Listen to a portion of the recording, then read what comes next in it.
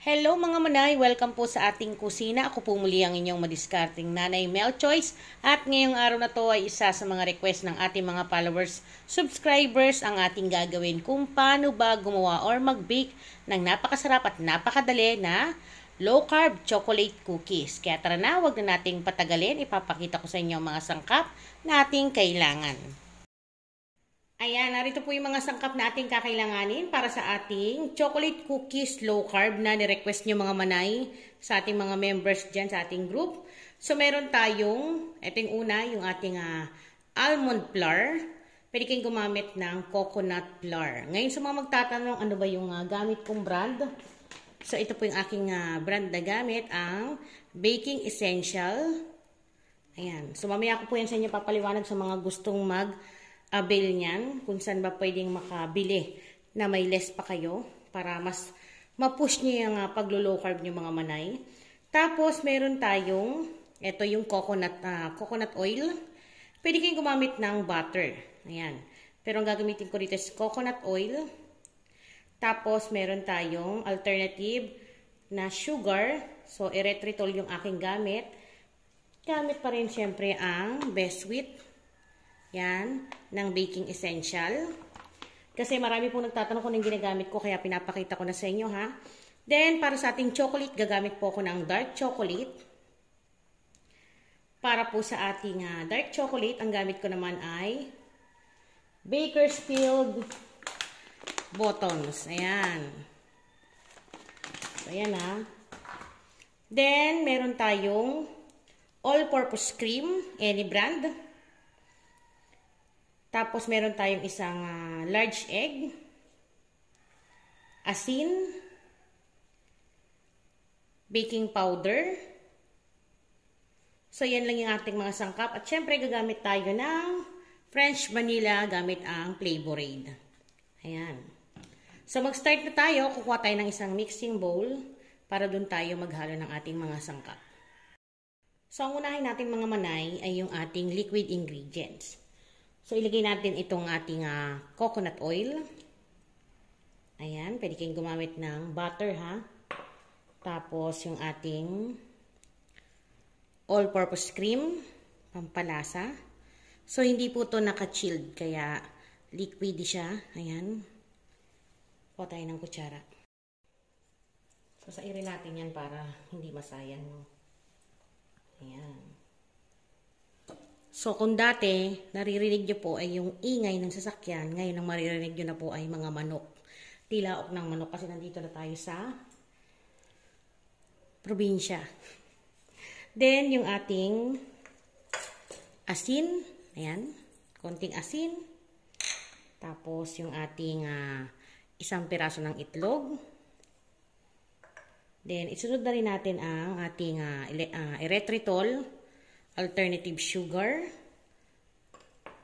Tapos, then, i-mix lang po natin yan. So, ligpitin muna natin itong mga kakalatan natin. Ayan. Tapos, maglagay tayo ng ating vanilla.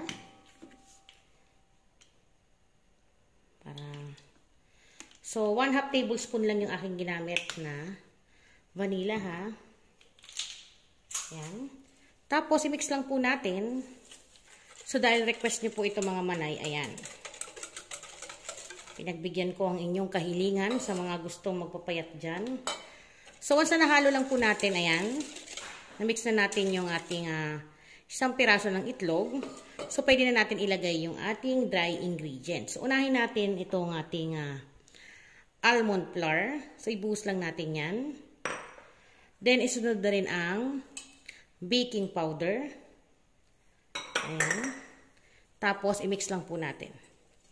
So, napakadali lang po itong i-prepare, ha. Ang kagandahan pa rito sa ating yung ating low carb cookies or chocolate cookies, pwede ninyong ipang-stock, pang-baon. Ayan. So, ganyan yung kanya magiging texture. Ganun lang kabilis. Walang kaarte-arte. Then, ilagay na rin natin ang dark chocolate buttons. Ayan. Malalaki po siya mga manay. At dahil malalaki siya, yan ang masarap dyan. mas chocolatey, mas yummy. Yan. So, hindi ka na magigilty yung parang dahil nagpapapayat ka, hindi mo na magawang kumain ng masarap. Nako, pag natikman mo to, panalo. So, yan, i-mix lang po natin. Pagkatapos nito ng ma-mix, ilalagay na natin sa ating pan at diretso po itong i-bake. Hindi na to kailangan pang paalsahin kasi hindi naman tayo naglagay ng yeast. So, ang ginamit natin is baking powder. Kaya kailangan po diretso na to salang sa oven. So, dapat po kapag gumagawa kayo nito, dapat nakapag-preheat na kayo ng oven ng 170 Celsius ang init. Okay? Tapos, ibibake po natin to ng 15 to 18 minutes or depende po kasi yun sa laki na ang gagawin ninyong cookies. Ayan. So, ready na po ito. So, pwede na tayong magbilog. So, yan, pwede na tayong mag-assemble or magbilog ng ating chocolate cookies low carb. So, naka-ready na po yung ating pan. Tapos, naglagay lang ako ng parchment paper. Ngayon, kung wala kayong parchment paper, i-brush nyo lang ng konting oil yung inyong gagamiting pan. At, isa pa, hindi na po ito kailangan pang ilagay sa freezer para tumigas. So, okay na po itong kanyang texture. Ang gagawin nyo na lang is bilugin ninyo gamit yung, kung saan kayo masaya, pwede po yung ice cream scooper. Pero dahil wala pa tayo nun, gamit tayo ng 2 kutsara. Ayan. So, palitan natin. Then, nakapag-preheat na rin po ako ng aking oven. Tapos, sasalang natin yan. Ayan. So, bilugin niyo po para maganda yung kanyang pagkakaluto mamaya. So, hindi ko na siya sinusukat. Tinatansya ko na lang mga manay. Ayan. Ganyan lang kasimple. Ang dami rin po kasi palang nagre-request nito sa ating group, no? Ang daming naglo-low carb sa group na tumaba na raw sila dahil sa akin. Sorry naman po.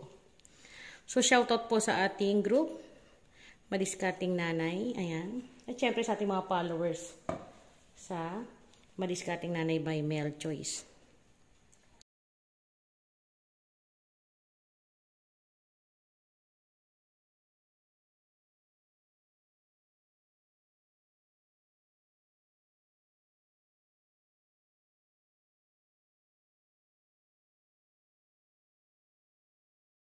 Ayan, tapos na tayong maglagay dito sa ating pan.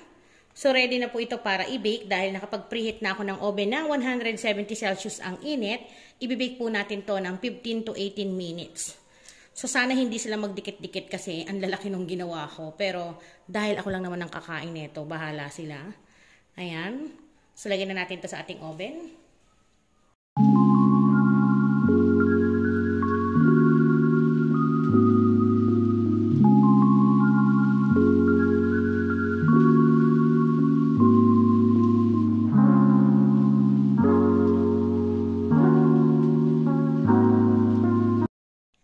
Ayan, luto na po itong ating homemade low-carb chocolate cookies. So, kapag kalabas po sa oven, normal lang po na malambot siya mga manay, ha? Kaya huwag kayo magtaka na sabihin ninyo bakit parang hilaw pa. So, ang gagawin po natin, hayaan muna natin yan mag-cool down dito sa ating cooling rack bago natin tanggalin dito sa ating tray.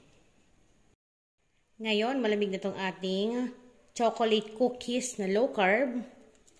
So, yan, papakita ko po sa inyo mga manay kung gaano kaganda at saktong-sakto yung pagkakabik natin.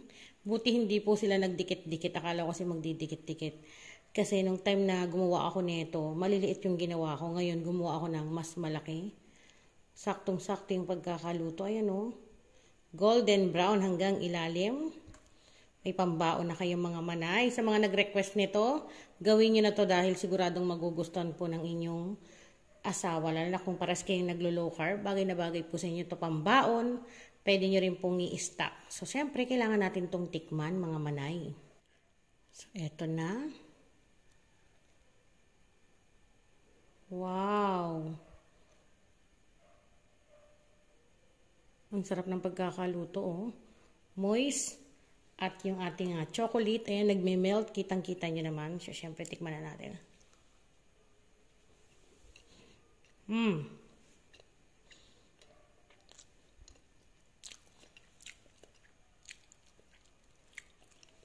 Parang hindi siya low carb ba? Panalo yung lasa.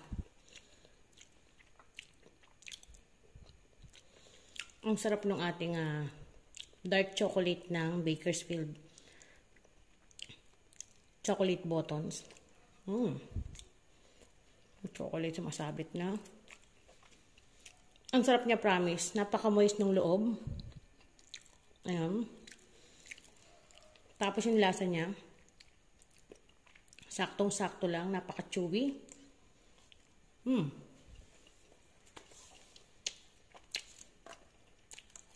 Mayroon na akong kakainin ngayon.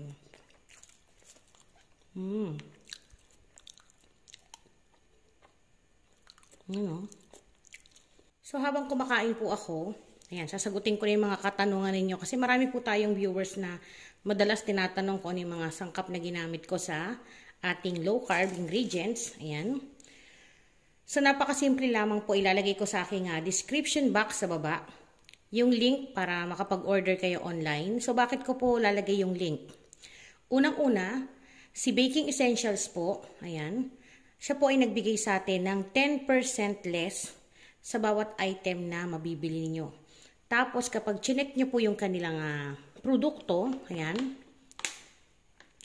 sa online, kasi meron din silang katulad na nagbebenta doon, mas mababa po sila kasi nakadirekta po tayo sa kumpanya at may less kang 10%. So, para makuha mo yung 10%, gamitin nyo lamang po yung aking code. Ganun po kabait ang Baking Essentials. Ilagay nyo lamang po kapag nag-order kayo ng pang low carb sa Baking Essentials, ilagay nyo lamang po ang aking code na MelChoice. At yan, automatic na po yun. Less 10% na po kagad sa bawat item na mabibili ninyo. Ayan. Tapos, syempre, yung ating dark chocolate buttons. Ayan. Syempre, mula po yan sa Bakersfield at yung ating French vanilla. Ayan. Thank you po sa Bakersfield. Ayan. Na-try ko na ang inyong chocolate. Ayan. Ang dark chocolate buttons na ang sarap. Panalong-panalo. So, muli ko ikaw ay bago lang sa akin channel, please don't forget to subscribe and click the bell button para updated sa mga recipe na ibabahagi ko pa. Again, ako po ang inyong madiskarting nanay. Kita-kita po tayo sa susunod. Paalam!